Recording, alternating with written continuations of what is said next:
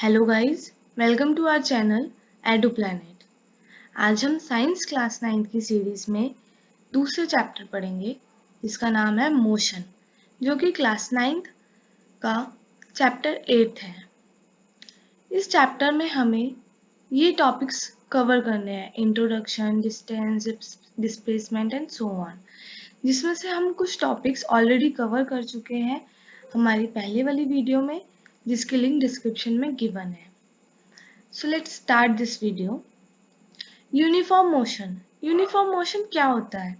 जब एक body equal distance को ट्रेवल करती है इक्वल इंटरवल ऑफ टाइम में।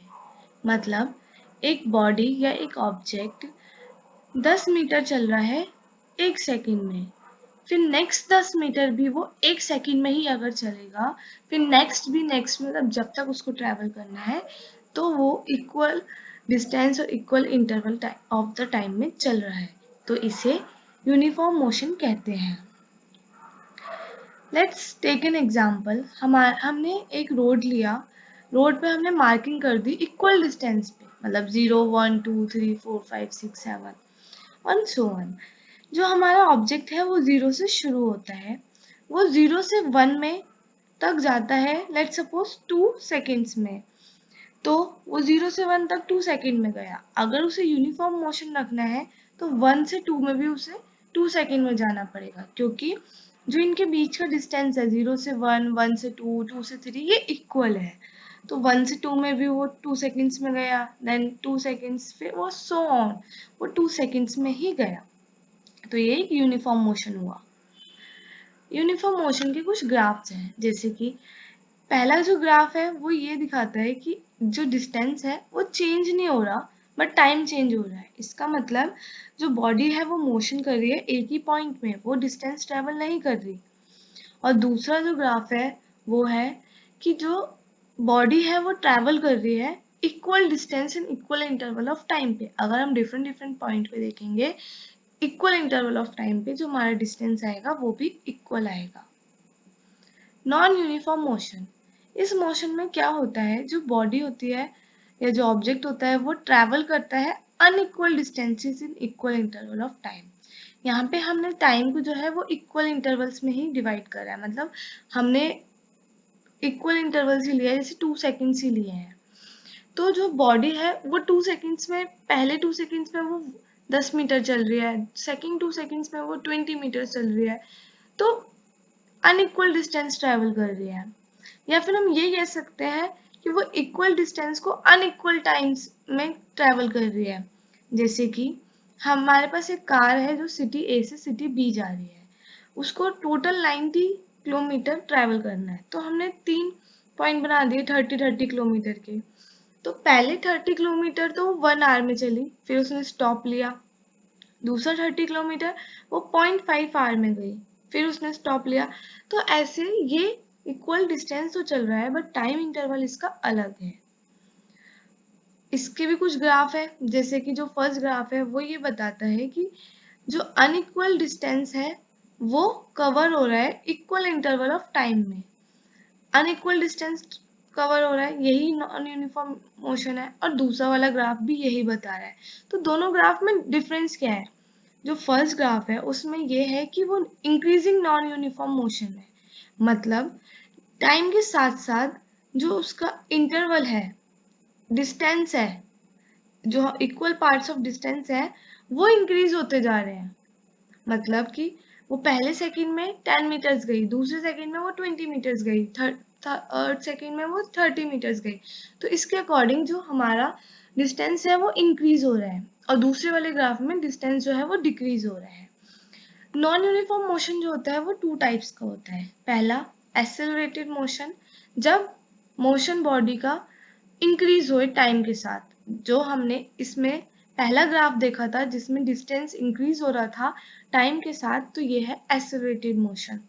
दूसरा है डीएक्सेलरेटेड मोशन, जिसमें जो मोशन है बॉडी का वो डिक्रीज हो रहा है टाइम के साथ। दूसरे वाले ग्राफ में जैसे कि जैसे जैसे टाइम बढ़ता जा रहा है वैसे वैसे उसका डिस्टेंस कम होता जा रहा है। इट डजंट मीन कि वो डिस्टेंस कम हो रहा है, डिस्टेंस कभी नेगेटिव नहीं हो सकता। इसका मतलब ये है कि वो पहले 10 मीटर चली 1 सेकंड में, दूसरा 10 मीटर चलने के लिए उसे 2 सेकंड लग गए, तो ऐसे वो डिस्टेंस कम ट्रेवल कर रही है।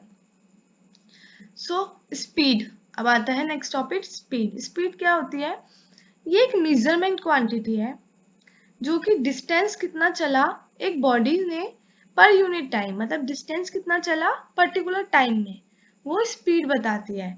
तो अगर कोई इंसान तेज चल रहा है तो इसका मतलब वो ज्यादा डिस्टेंस कवर कर रहा है सेम टाइम में, तो मतलब उसकी स्पीड तेज हो गई। स्पीड जो होता है वो distance travel divided by the time taken, कितना डिस्टेंस चला उसने और कितना टाइम लिया।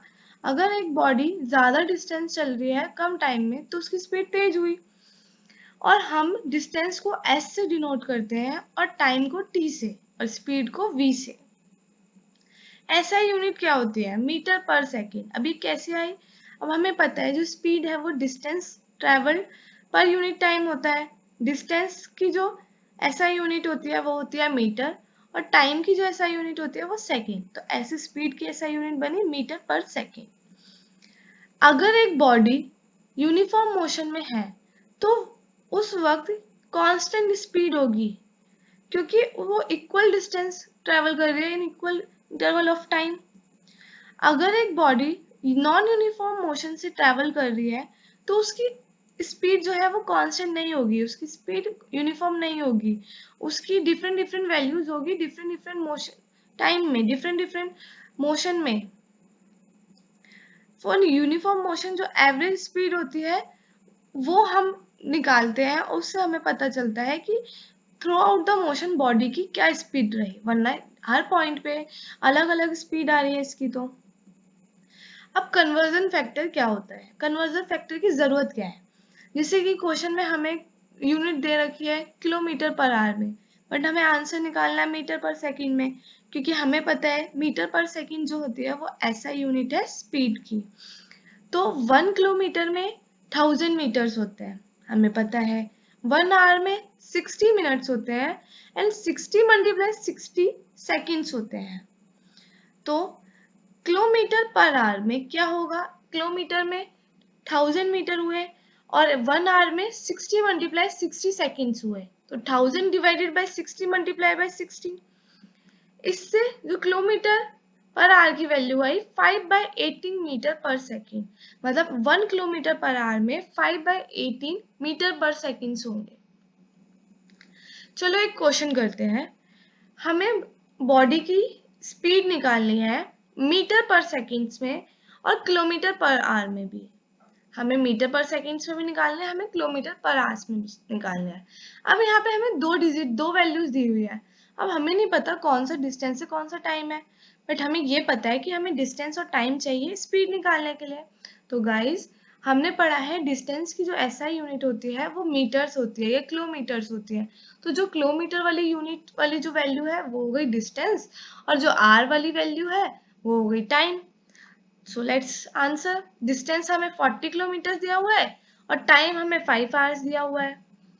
जो स्पीड होती है वो total distance by total time होती है, तो टोटल डिस्टेंस 40 हो गया डिवाइडेड बाय 5, तो ये हमारे पास आंसर आ गया 8 किलोमीटर पर आवर। तो ये यहाँ हुआ आधा क्वेश्चन सॉल्व, क्योंकि हमें किलोमीटर पर आवर और मीटर पर सेकंड दोनों में वैल्यू निकालनी है। अब मीटर पर सेकंड के लिए हम क्या करेंगे? 40 किलोमीटर्स में कितने मीटर होंगे एंड 5 आवर्स में कितने सेकंड होंगे, फिर उसको हमें वैल्यूज रखनी है और आंसर निकालना है। तो हमारा आंसर आया 2.22 मीटर पर सेकेंड। हम इसको डायरेक्ट भी कर सकते थे, क्योंकि हमें पता है 1 किलोमीटर पर आवर में 5/18 मीटर पर सेकेंड होता है, तो 8 को हम डायरेक्ट मल्टीप्लाई कर सकते थे 5/18 से, तो भी आंसर यही आता 2.22 मीटर पर second. Thank you guys for watching this video. Subscribe our channel and stay tuned with us for more videos. Thank you.